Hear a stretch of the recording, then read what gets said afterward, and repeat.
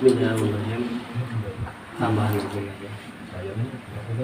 Nama tadi bahas takwa ya.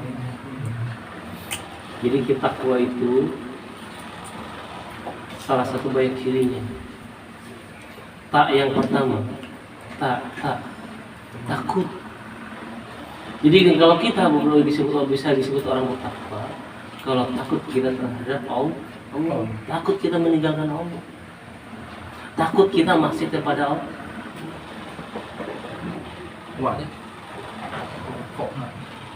Setelah kita takut, langsung kita jadi harus kuat. Kuat terhadap apa? Kuat menjalankan segala perintah Allah. Kuat menjauhi segala larangan Allah yang kita kenal la Allah wala quwwata illa billah. Kalau kita sudah takut, kita sudah kuat, jangan lupa kita harus waspada. Karena setan itu cerdas sekali untuk menipu kita agar kita jauh daripada jalannya Allah Subhanahu.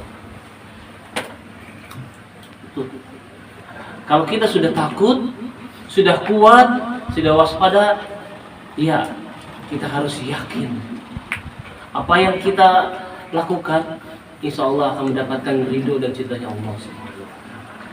Itulah rekatnya takwa. Kata takwa kata sepele tapi sulit dilaksanakan. Padahal takwa inilah sebagai jalan menuju ihsan. Sebagaimana hadis yang kedua, mau ihsan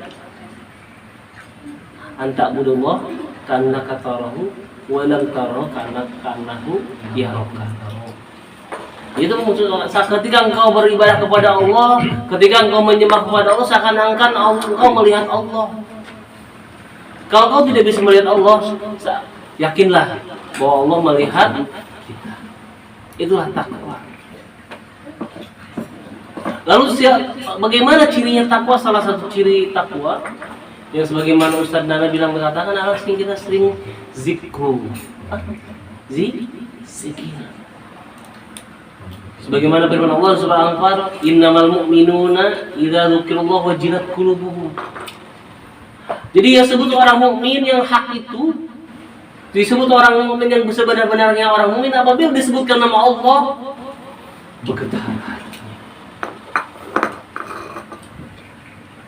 bergetar jiwanya, bergetar kalbunya, bergetar seluruh anggota badannya. Itu baru satu kalimat Allah. Itu disebut orang yang bertakwa itu apabila disebut nama Allah bergetar hatinya.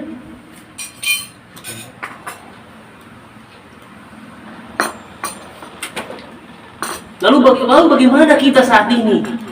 Mari kita introspeksi dengan para jemaah. Ketika kita mendengar suara azan, apa yang kita lakukan? Ketika mendengar kalimat thayyib, apa yang kita rasakan? Apabila kalimat-kalimat Allah kita disebutkan, tapi hati kita menang baik. Apabila disebutkan nama-nama Allah, hati kita tidak mau berpikir macam-macam. Apabila disebutkan nama Allah, kita tidak biasa saja. Berarti ada yang salah dengan diri kita. Ada yang salah dengan hati kita. Ada yang salah dengan jiwa kita.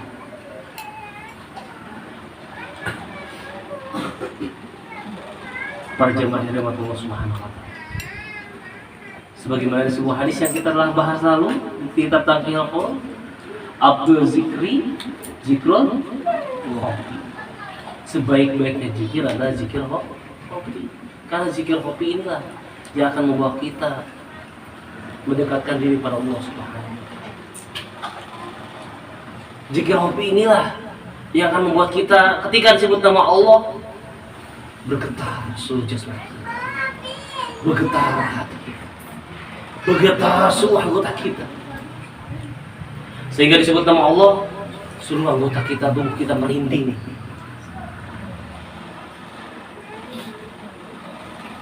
Inilah salah satu tujuan kita. Kenapa kita selalu ngaji setiap hari. Inilah tujuan kita. Kenapa kita harus ngaji seminggu sekali. Karena kita ngaji itu sangat jadi hiji. Seluruh anggota tubuh kita yang 7 kita jadi satukan untuk menggapai cintanya Allah Subhanahu wa Ta'ala. Untuk apa? Untuk mengejar ridho dan cintanya Allah Subhanahu wa Ta'ala. Karena hidup kita, karena tujuan hidup kita adalah apa? Apa jemaah? Tujuan hidup kita ada ma'rifatullah, mengenal Allah. Rugi kita kalau hidup kita tidak mengenal. Rugi kita kalau sepanjang usia kita tidak mengenal Allah. Sebagaimana dijelaskan di sebuah asar sahabat, Awaluddin ma'rifatullah. Perintah pertama dalam agama itu apa? Ma'rifat kepada Allah Subhanahu wa Ta'ala, mengenal Allah Subhanahu wa Ta'ala. Itulah makna wa ma khalaqtul jinna wal insa illa liya'budun. Liya'budun itu adalah untuk mengabdikan diri pada Allah. Bagaimana kita mau mengabdi sama Allah? Kenal juga kagak. Bagaimana kita mau ikhlas? Tahu juga enggak. Tujuan pengajian kita hari ini adalah ma'rifatullah. Cara mengenal Allah Subhanahu wa Ta'ala. Kita mulai dari awal dari pelajaran ilmu tauhid itu.